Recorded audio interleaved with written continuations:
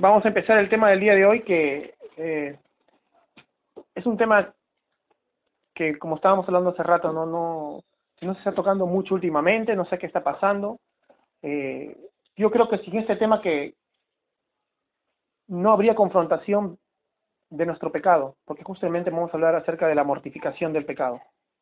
Vamos a Romanos capítulo 8, verso 13. Porque si vivís conforme a la carne, moriréis, mas si por el Espíritu hacéis morir las obras de la carne, viviréis. Amén. Creo que debemos estar pensando bastante lo que dice este texto. Acá vemos un paralelo de dos estilos de vida, porque dice de que qué forma estamos viviendo, conforme al Espíritu o conforme a la carne. ¿Cómo es conforme al Espíritu? Una vez lo estudiamos, ¿no? ¿Cuál es el fruto del Espíritu? ¿Cuál es la evidencia de que somos creyentes conforme al Espíritu Santo, ¿no? Pero ¿cuáles son los frutos de la carne? Ya los conocemos también. Creo que debemos estar pensando bastante todo en este tiempo, porque como que te das cuenta, dice que tenemos que, como que hay una diferencia cuando nosotros matamos al pecado. Cuando nosotros vivimos conforme al Espíritu, matamos las obras de la carne, matamos las obras del pecado. Eso es algo de que los puritanos hablaban acerca de los medios de la santificación, ¿no? Y uno de ellos es justo eso, matar diariamente nuestro pecado. ¿Qué es el pecado? Es la transgresión a la ley de Dios, ¿no? También el pecado, que es buscar una fuente de felicidad ajena, que no es Dios. Cuando tú buscas una alegría, una fuente de felicidad en cualquier cosa en esta vida, pero que no tiene que ver primero con la gloria de Dios, es pecado. Por eso nosotros hay pecados que tal vez no parecen pecados ante los demás, y para otros tal vez no lo es, pero para ti lo es, porque estás reemplazando el gozo supremo que debes sentir en Dios al tomar este acto que de repente no es pecado y reemplazar a Dios. Cuando te vuelves pragmático, ¿no? Cuando comienzas a buscar felicidad en cualquier otra cosa y desvías tu vida, ¿no? Cuando sientes, por ejemplo, más felicidad en otras cosas que en la comunión con tus hermanos. Sientes más felicidad en otras cosas que estar en la oración. Horas 4 minutos, sin embargo estás pegado en juegos 10 horas. Horas 2 minutos, sin embargo estás haciendo otras cosas mucho más tiempo.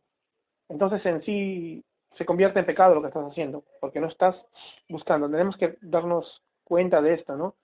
Que nosotros, como el apóstol Pablo dice, ¿quién nos librará de este cuerpo de muerte? Para nosotros no es fácil, pero hay que entender que el pecado está aquí todavía, está aquí. Como dice Colosenses capítulo 3, verso 5, ¿quién lo puede leer? Colosenses capítulo 3, verso 5. Quiero que Haced morir pues lo terrenal en vosotros, fornicación, impureza, pasiones desordenadas, malos deseos y avaricia, que es idolatría. Amén, gracias. ¿Qué estamos viendo acá? Los frutos de la carne. Tenemos que hacerlos morir. Es decir, que aquí hay una responsabilidad de nosotros en nuestra santificación. Si bien Filipenses dice que el que empezó la obra la continuará hasta el final, es porque nos ha dado las armas para hacer vencer el pecado. Tenemos que matarlo todos los días. Si tú matas hoy uno de estos pecados, pero mañana no estás con la espada, te va a volver a comer. Tú dices, hoy día fui una persona tolerable, estuve lleno del Espíritu, y fui una persona que amé a mi prójimo, amé a mi enemigo, ¿no? Amén. Me voy a dormir. Mañana yo no lucho contra eso, no mato ese pecado, no oro, y te apuesto que aborreces a tu familia. Aborreces al que más quieres. ¿Por qué? Porque la verdad, cuando tú haces eso, prácticamente estás diciéndole, Dios, no necesito de ti hoy. ¿Te das cuenta de lo difícil? Nosotros somos salvos por gracia y no por obras, pero necesitamos aferrarnos a Cristo todos los días. Si no, yo no voy a poder vencer la ira, ni el orgullo, ni la depresión, ¿no? Ni esa sensación de soledad que a veces tenemos, que tú te sientes solo. Es porque tú quieres, porque si tú realmente buscaras a Jesús, nunca más te sentirías solo. Estarías lleno, pero no lo estás, pues. No lo estás. Y es pecado, porque es pecado de incredulidad. Y es una incredulidad que nosotros llevamos siempre. Es una incredulidad que hace que nosotros a veces juguemos con la gracia de Dios. No sé si te das cuenta, ¿te acuerdas que hablamos una vez cuando estamos estudiando en el seminario de teología, ¿no? Acerca del ateísmo práctico? Es porque eres incrédulo. ¿Por qué? Porque en el momento que caes en un pecado, te olvidas de Dios. Es como si no existiera. Es como si tú pretendieras ilusamente creer que no te ve, ¿no? Como les dije una vez, aunque es un ejemplo feo, haces cosas que no harías delante de los ojos de tu madre, de tu padre o de tus amigos. Que te avergonzaría grandemente si ellos se enteraran de que tú haces tal cosa. Sin embargo, lo has hecho en la cara de Dios. Entonces te das cuenta que tenemos que luchar contra nuestra incredulidad, porque tú sabes acá si eres creyente que incluso después de haber creído, y no te hablo tal vez de que si alguna vez creíste y luego te diste cuenta que no eras cristiano, estoy hablando de que si ya dentro de la fe, aferrándote a Cristo, has hecho igual cosas feas, y tú creías que Dios no te ha visto, y de ahí te sientes mal, ¿no? Que, si es que te sientes mal, pues si es que eres cristiano, ¿verdad? ¿No? Porque si no eres cristiano no te sientes mal. Pero date cuenta, ¿no? Tú necesitas del Señor cada día, si no vas a tener un serio problema. Tu incredulidad te va a consumir. Eso nos hace jugar a veces con Dios. No debemos jugar con Dios. No debemos ser hipócritas. No debemos ser hipócritas en serio. Y pretender que el Señor no está viendo. Cuando nosotros levantamos nuestra mano contra Él y decimos que somos sus hijos. ¿Puedes leer el verso 17 de Colosenses 3, por favor, Sammy? Y todo lo que hacéis, sea de palabra o de hecho, hacedlo todo en el nombre del Señor Jesús, dando gracias a Dios Padre por medio de Él. Amén. La iglesia necesita esto.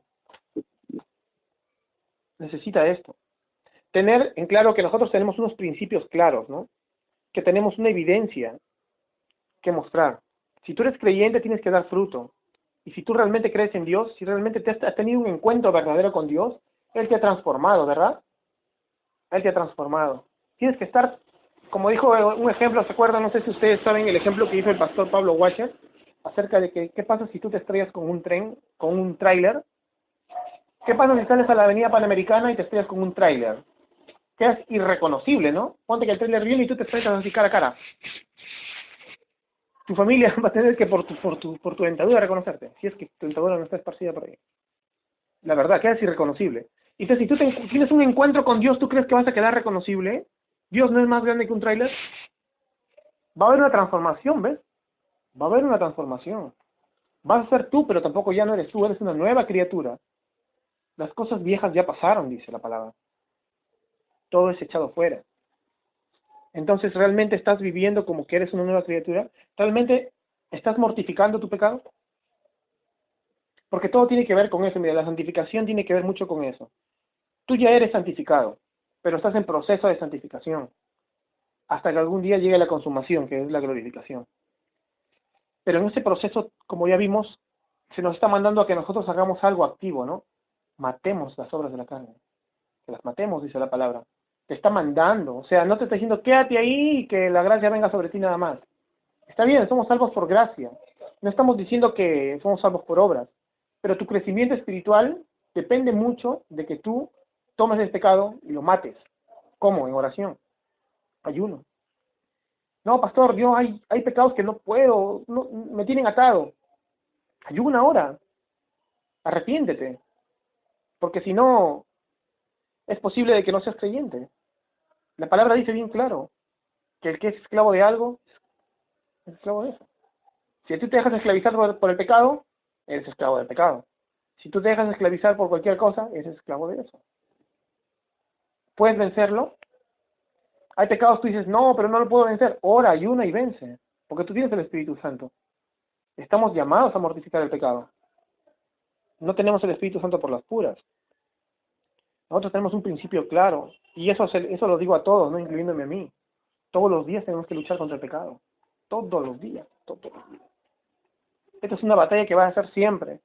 Tú dirás, no, ahorita lucho contra la inmoralidad. Cuando me case ya no, porque voy a tener mi pareja. Y va a volver a pasar, vas a tener que luchar contra el adulterio. Después igualito. Yo ya estoy viejo, ya no. Vas a tener que luchar contra la ira. Vas a tener que luchar contra la falta de paciencia para cuando veas que tus hijos cometen los errores que tú cometiste de joven. Uf, vas a tener que luchar contra ponte, eres una persona que nunca tuvo ese tipo de problemas, pero vas a tener que luchar contra el orgullo. Contra el orgullo de decir que yo no caí en lo que cayeron los demás. Si tú dices eso, ya pecaste, porque eres un orgulloso y eres igualito que el que se equivocó de otra manera. Pecado va a ser siempre, ¿ves? Porque estamos en este cuerpo de muerte. ¿Y quién nos libra, no? Gracias, como dice Pablo, por Jesús, ¿no? Si no fuera por la salvación de nuestro Señor. Entonces, una forma de mortificar nuestro pecado y de comenzar a estar moscas, como se dice, a estar atentos en esta área de nuestra vida, que es vital, es como dice la misma palabra, pensar si estamos haciéndolo todo para la gloria de Dios, si estamos comiendo y bebiendo para la gloria de Dios, si estamos usando nuestras manos para la gloria de Dios, como dice Romanos 6, si estamos ofreciendo nuestros miembros para la justicia. ¿Qué está haciendo tu mano? ¿Qué está haciendo tu mente? ¿A dónde se dirigen tus pies? ¿Estás dirigiéndote a las obras de justicia que te deben nacer como creyente? ¿O te estás dirigiendo a las obras de injusticia que supuestamente no deberían haber en ti? Hay que hacernos esa pregunta todos los días, ¿no? Cuando entro al internet y estoy solo y comienzan a abrirse las páginas frente de mi rostro, ¿qué está saliendo? ¿Estoy glorificando a Dios? ¿Las potestades, los ángeles están diciendo gloria al Señor por la transformación de esta persona? ¿O eres vituperio para el Evangelio? ¿Qué diría la gente si hubiera una cámara escondida en tu casa y dirían, un reality, así como de tu vida, ¿no? Como Truman Show. ¿Qué dirían? La historia del cristiano y tú eres el protagonista. ¿Qué es esto? ¿Dirían, se abominarían al ver tu vida? ¿O dirían, no? ¿Qué ejemplo, no? Porque pueden abominarse. Por ejemplo, de repente aparecen imágenes aberrantes que no pertenecen a la vida de un cristiano. Entonces, ¿qué diría la gente que ve el show del cristiano? Pero también pueden aparecer imágenes de un cucufato religioso que se jacta de todo y que se enorgullece de los demás, y también sería aberrante. O verían la vida de una persona transformada, una persona débil, que no puede consigo misma y que siempre depende de Dios, que le duele su pecado. ¿Qué verían, no? Pues date cuenta qué está viendo Dios entonces de tu vida. ¿Qué está viendo Dios de tu vida? El Señor nos ha dado estos medios para santificarnos. Por ejemplo, tenemos la oración, tenemos la comunión de unos con otros, tenemos la congregación.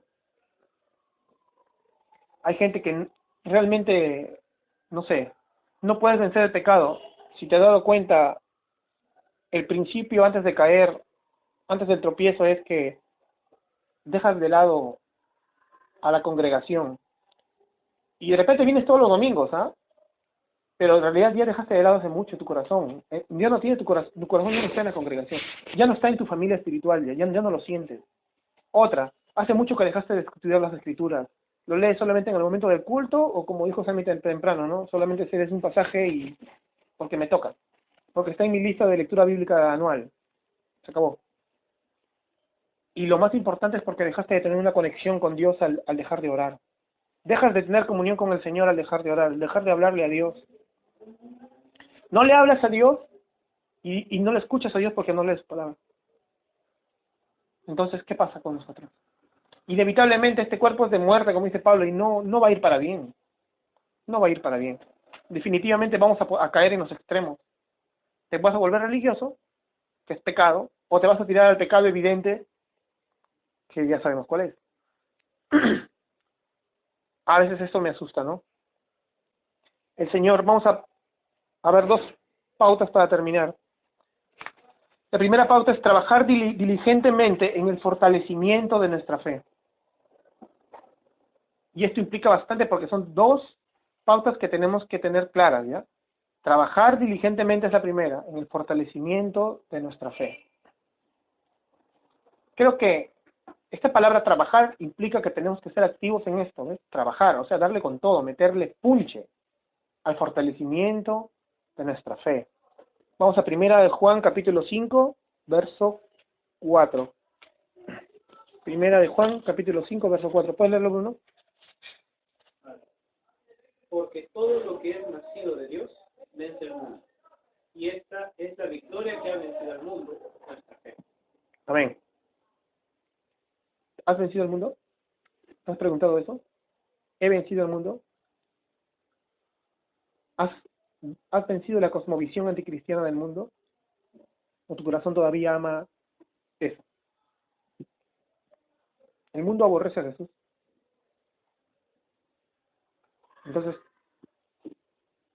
aman a un Dios que ellos mismos crean, pero cuando tú le dices, Jesús está en contra del aborto, no te van a amar.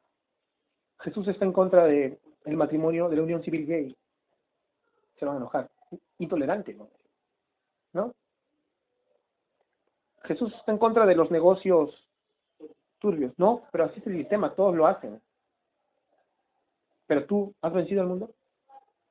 Y no te estoy diciendo que por moralismo te niegues a hacerlo, o digas no, sino que en el fondo de tu corazón, claro, ¿sabes que está mal? O sea, eres consciente que está mal y aborreces eso porque Dios lo aborrece. O sea, ¿amas lo que Dios ama y aborreces lo que Dios aborrece? Esa es la pregunta. ¿Has vencido al mundo? Mira, hermano, si no trabajamos nosotros diligentemente en el fortalecimiento de nuestra fe, el mundo nos va a arrastrar. Las aguas van a venir y nos van a llevar. Nos vamos a debilitar, pues. Si tú no trabajas, te debilitas. Si tú no trabajas en fortalecerte, te debilitas. Si tú no te alimentas, te debilitas. Tenemos medios individuales y corporativos. Una vez más repetimos, la comunión, la congregación y las escrituras. Si nosotros no estamos utilizando estos medios, vamos a estar fritos, pues. Vamos a estar fritos. En nuestro corazón hay incredulidad y esta debe ser vencida, como dice la palabra que acabas de leer, por la fe que vence al mundo. ¿Esa fe quién te la ha dado? Dios. Romanos capítulo 10, verso 17 dice que la fe viene por el oír y la de oír por la palabra de Dios. El Señor te dio la fe el día que te hizo escuchar su palabra. A través de su voz, Él te hizo, Lázaro, levántate, ven, sal fuera, ¿no? Él te dio la vida, Él te llamó. Esa es la fe que vence el mundo, la fe de Jesús.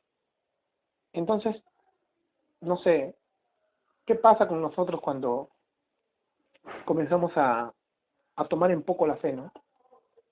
¿Qué pasa con nosotros a tomar en poco la fe?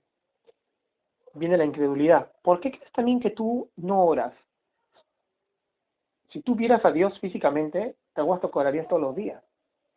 Te daría miedo no orar. ¿Te das cuenta? Te daría miedo no buscar su palabra. Si todos los días apareciera y te dijera, lee. Te daría miedo. Terror, temblor tendrías. Si tú no oraras, no buscaras la Biblia.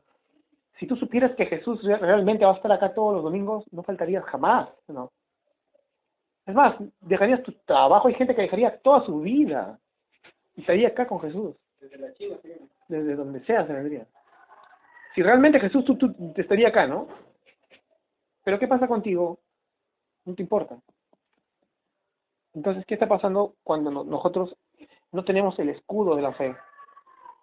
Efesios capítulo 5 habla de esto, ¿no? La fe es nuestro escudo. Es un escudo. ¿Tú sabes qué es un escudo en la antigüedad? Era como una puerta, ¿no? Depende de ese escudo que entre o no entren los ataques del enemigo. Si tú no tienes la fe, las flechas te van a atravesar, te van a hacer leña, te van a destruir. Pero si tú tienes la fe, no te va a hacer daño nada de eso. Porque la fe no es algo tuyo, ni es fe en algo vano. Es fe en el Dios poderoso. Estamos creyéndole a Dios. Estamos creyéndole a Dios y en sus promesas. Estamos creyendo a todas las promesas de la palabra que Él dice. Cuando el Señor tiene palabras, promesas acá, y tú crees, tú vives. Tú tienes paz, tú tienes gozo.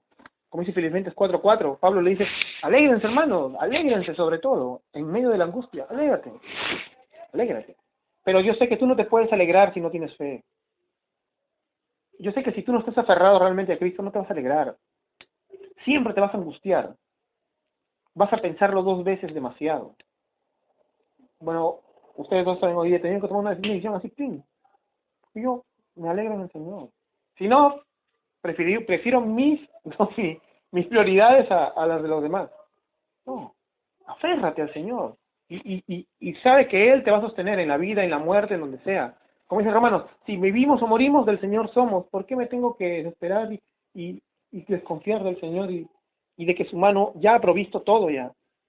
Ya lo tenemos todo. Entonces, tenemos que trabajar en ese fortalecimiento de nuestra fe. No podemos fortalecer la fe con cosas mundanas. ¿Qué estás haciendo todos los días? ¿Qué estás haciendo todos los días? ¿En qué está pensando tu cabeza todos los días? Ponte a pensar, cuando pienso tal cosa que viene a mi mente a diario, ¿se fortalece mi fe? ¿O me lleva más al ateísmo práctico que a fortalecer la fe? Esas ideas, cada uno tiene sus propias circunstancias, pero esas ideitas que vienen a tu cabeza, ¿fortalecen tu fe? ¿Realmente fortalecen tu fe? Esas ideas que vienen y luego los actos que cometo, ¿glorifican a Dios? Otra vez la misma pregunta. Nosotros estamos así porque no estamos entendiendo realmente qué tan grave es el pecado. Y por eso no lo estamos mortificando. No entendemos la gravedad del pecado. Lamentablemente en este tiempo hay iglesias que tratan de apaciguar el pecado. Tratan de llamarlo errores. Cometiste un error. Pecaste contra Dios. Eso es lo que es. En la vida hay errores, y lo sé. Pero una cosa es un error y otra cosa es un pecado contra Dios flagrante, ¿no? Al final incluso hasta los errores pequeños son pecados contra Dios. No sé, me da pena a veces escuchar lo que a veces les conté, ¿no? Que algunos dicen que en mi iglesia no se predica el pecado, ¿no? No, puedes venir a mi iglesia, que aquí nadie te va a incomodar. Aquí no hablamos de pecado ni de esas cosas. Acá no somos legalistas. Esas ideas dicen, no te preocupes porque aquí no vas a sentir culpa. Aquí no hay culpa que sientas. Quiero decirte que debes entender de que la culpa santa, porque hay remordimiento carnal, ¿no? Por ejemplo, si hay gente que no tiene el Espíritu Santo pero hace algo malo y tiene algo llamado conciencia, que Dios usa en su gracia común para hacer que la gente se dé cuenta que ha caído, ¿no? Tiene una conciencia, que está pecando. Pero la culpa santa es la culpa que Dios hace a través de ti, a través del Espíritu Santo. Esa culpa que te lleva al arrepentimiento, esa culpa que te lleva a la transformación, la culpa que te lleva a negarte a ti mismo y a buscar los pies del Señor. Esa culpa es necesaria. El Señor te salva a través de esa culpa, y no sé por qué estas iglesias están tratando de desaparecer el concepto de culpa de las iglesias. Esto es un concepto nuevo de la psicología que trata de mantener al hombre sin culpa, ¿no? Lamentablemente hay iglesias que están diciendo eso. Mira, hermano, el pecado te debe llevar a la cruz. Y para llevarte a la cruz tienes que sentir la culpa del pecado. Si no sientes la culpa del pecado, te conviertes en un sinvergüenza. Porque primero que no vas a Cristo y segundo que tú dices, ya, Dios me perdona. Esa gracia es falsa. Algunos están enseñando esa gracia. No hay que poner cargas, no hay que poner culpas. Esa es una gracia falsa. Porque la culpa es la que te lleva al arrepentimiento. Incluso si tú ya eres cristiano y le has fallado a Dios y has vuelto al Señor, tú lo sabes. Que cada vez que te equivocas, te sientes culpable. Y esa culpa te lleva de nuevo a la cruz. Y eso debemos entender. La culpa nos debe llevar a la cruz.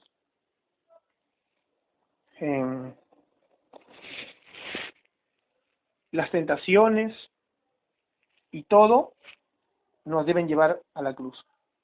Ahora, cualquier creyente debe entender que también si te equivocas siendo creyente, el Señor te va a disciplinar. Así que no debemos desaparecer el concepto de culpa. Dios te va a disciplinar. Dios te va a disciplinar. Y esta disciplina no debe hacernos sentirnos mal ni tenerle miedo. Deberías darle gracias a Dios que tienes padre, que no eres un niño sin padre, no eres un bastardo, eres un niño que tiene un padre que lo ama. O tú no le castigarías a tu hijo sabiendo de que si comete ese mismo error la segunda vez se puede morir. Si un niño coge un cuchillo, no cojas nunca más, le dices. Porque sabes que a la otra tú no vas a estar mirándolo y el chiquito se corta el cuello, pues, ¿no? Porque no siempre tú vas a estar ahí. Tú lo vas a castigar, pues cuando tú te equivocas y eres hijo de Dios, el Señor te va a hacer pasar un castigo. Hebreos capítulo 12, verso 11, ¿pueden leerlos a mí? Y Bruno lee Santiago capítulo 1, verso 12.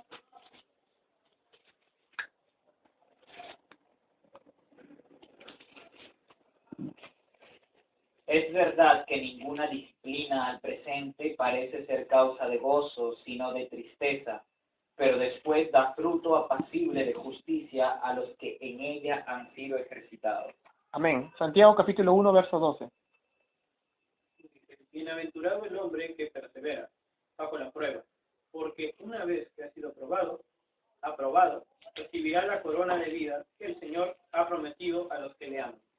Amén, gracias. Mira, la disciplina, la prueba, el momento difícil que Dios permite en nuestra vida y que a veces Dios ejecuta, debe ser causa de gozo para nosotros. Es la muestra de que tienes un Padre, ¿eh? Es la muestra de que tienes un Padre celestial que está velando por ti. No, no debes sentir que estás solo cuando a raíz de tu pecado y de tu transgresión arrepentida, claro, igual Dios te manda una disciplina, porque lo está haciendo para tu bien. A los que aman a Dios, todas las cosas ayudan a bien. Así que sométete a la disciplina del Señor. Sométete a la disciplina del Señor y búscalo, para que no te venga otra cosa peor, como dice, ¿no? Como dijo Jesús. Sométete. El segundo punto que quería tocar es, hay que trabajar por mantener en tu mente una alerta contra el pecado. Primero hay que fortalecernos y después hay que mantenernos alerta, porque esto no va a ser solo de una vez. Tenemos que seguir luchando contra el pecado. Y volviendo al tema, ¿no? No sé cómo algunas iglesias pueden decir, no, si te sientes pecador, no te vayas a ir, no queremos que te sientas culpa, no queremos que sientas culpa. Aquí en esta iglesia predicamos la gracia y no predicamos del pecado. O sea, no sé, parece que no amaran a las almas. Claro, que ya así yo te digo, el pecado, tú no tienes que hacer sentir a la gente mal a punta de palos, tú. Tú no eres quien para le señalar a las personas y decirle, eres así, así, así. Sino que tú tienes que mostrarle con la palabra, con la ley, que ellos han transgredido la ley de un Dios santo, de un Dios bueno, que no da por inocente al culpable. Y que ese es su grande problema, que Dios es bueno y ellos no lo son. Y ellos tienen que entender de que la culpa es por haber transgredido la ley, no por no estar conforme a los estándares de mi religión, sino porque ellos han roto la ley de un Dios santo, ¿eh? Eso. Entonces, cuando el Espíritu toca tu corazón por el poder por la predicación de la palabra, para la fe en Cristo, te vas a sentir mal. Si te has arrepentido acá realmente de alguno de estos pecados, vas a tener que aceptar esto. El día que te convirtió el Señor, te sentiste mal. Porque ese día fue cuando te diste cuenta de tus transgresiones. Ese día fue el día que se quebrantó tu corazón y te dio cuenta de que no habías vivido como pensaste estaba bien, ¿no? Hasta incluso si eras cristiano y te convertiste después de haber hecho una profesión de fe, te diste cuenta que tu cristianismo era falso. O de repente Dios te ha sacado de un lugar del mundo muy horrible, pero en ese momento, ¡pum!, tu corazón cambió. Te diste cuenta de las transgresiones, te diste cuenta de la maldad de tu corazón. Entonces te vas a sentir mal, te vas a sentir culpable. No sé por qué algunos están tratando de desaparecer eso. Tenemos que predicar el Evangelio y la palabra va a tener que hacer sentir culpable y todo lo que se convierta lo van a sentir. No podemos desaparecer ese concepto de la iglesia. Porque si tú no te sientes culpable de haberle fallado a Dios, entonces no estás arrepentido. O tú le crees a una persona que no se siente culpable de hacerte un daño y no le importa, ¿tú crees que está arrepentido? Peor con Dios, pues. Si tú no te sientes culpable, no se ha arrepentido. En Juan capítulo 16, verso 8, Jesús les dice, ¿no? Que el Espíritu Santo va a redarguir, va a convencer al mundo de pecado. Y si un ministerio dice que el Espíritu Santo está en su ministerio y que predica la verdadera gracia, pero no hay conciencia de pecado en su iglesia, y él no predica del pecado en su iglesia, entonces su ministerio no tiene nada que ver con el Espíritu Santo, es una secta. Da pena, y no quiero ser duro, pero es la verdad, y la palabra es clara. El principal ministerio del Espíritu Santo es convencer al mundo de pecado y darle la gloria a Jesús. Así que si en una iglesia, primero, no se habla de pecado, entonces el Espíritu Santo no tiene nada que ver con eso. Y si tú en tu vida no estás redarguido, no estás convencido de tu pecado, si vives un cristianismo en el cual no te sientes culpable todos los días de haberle fallado a Dios, pero vives lleno de gozo al mismo tiempo, ¿ves? No una culpabilidad que te mata, sino una culpabilidad santa. ¿Te das cuenta? De que puedes ir de nuevo a tu Salvador. Esa confianza. Pero si realmente no te sientes culpable de los pecados que cometes, entonces es posible que tampoco no tengas tú nada que ver con el Espíritu Santo y por tanto no eres salvo. El pecado nos destruye, hermanos. El pecado nos destruye. El pecado es el combustible del infierno. Como si le echáramos gasolina al infierno, en serio. ¿Por qué vas a estar ardiendo por la eternidad? Porque la ira de Dios no descansará. Porque es un pago infinito. ¿Y por qué? Por el pecado. Entonces, el Señor ha provisto la salida, que es venir a Jesús. Porque Él vivió por ti. Él nació, se hizo en forma de siervo, Él murió por ti. Y Él resucitó por ti, venciendo a la muerte. Venciendo a la muerte. El pecado fue castigado en Él, a pesar que Él no debió, porque Él era justo, Él no merecía nada, pero Él cargó tu pecado. Fue declarado pecador, Él no pecó, fue declarado para que la ira de Dios cayera sobre Él y se pagara el castigo que tú merecías. Y a causa de esta obra, el Señor ahora te ha dado nueva vida. Entonces, ¿tú crees que debemos seguir igual? Como dice el apóstol Pablo, ¿hablaremos de gracia para que el pecado permanezca? De ninguna manera. No. Como cristiano yo te llamo, te invito y es mi oración de que tú todos los días tengas conciencia de pecado. Tengas la conciencia despierta. No tengas una conciencia que te castigue y que te haga sentirte deprimido, esa conciencia falsa, porque esa conciencia te está llevando a la salvación por obras. Tú crees que porque tus obras te van a salvar. No, pero sí una conciencia de pecado. De pecado que tienes que llevar al trono de Dios. No, no vengas con que no puedo orar, no me siento bien. Anda al trono del Señor, ahora. En el momento en que tú estás mal, es donde debes estar ahí, arrepentido de verdad. Vamos a buscar al Señor en oración. Vamos a derramar nuestra alma delante del trono del Señor a pedir misericordia. Él te ha salvado. Recuérdalo, tu identidad es Cristo. Y si todavía no te ha salvado, pues ¿qué esperas? Ve a Él ahora. Amén. Vamos a terminar en oración, ¿no?